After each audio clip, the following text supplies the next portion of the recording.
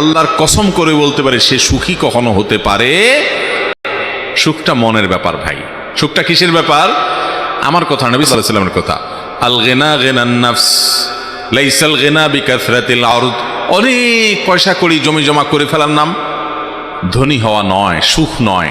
ওয়ালাকিন্নাল গিনা গিনান নাফস, কিন্তু সচ্ছলতা হলো মনের সচ্ছলতা। মনের সচ্ছলতা মানে একটা মানুষের অল্প স্বল্প আছে কিন্তু সে খুব সুখী, সে বলে আমার আর দরকার নেই, আমি অনেক খুশি তো আলহামদুলিল্লাহ, আমার যেটা আছে এটা নিয়ে আমি আল্লাহর কাছে হাজার গুণ শুকরিয়া আদায় করি।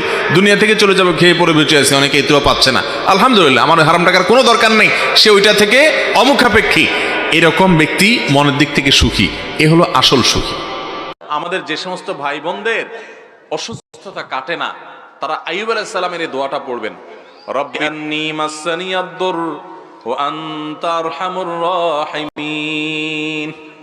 ও আমার রব, ও আমার পালনকর্তা, আমাকে অসুখে ধরেছে, আর আপনি তো সবচেয়ে বড় রহমশীল, সবচেয়ে বড় দয়ালু, সবচেয়ে বড় মায়ালু, আপনি তো অতিশয় দয়া করেন আল্লাহ, তার মানে আপনি আমার অসুস্থতা ভালো করে দেন।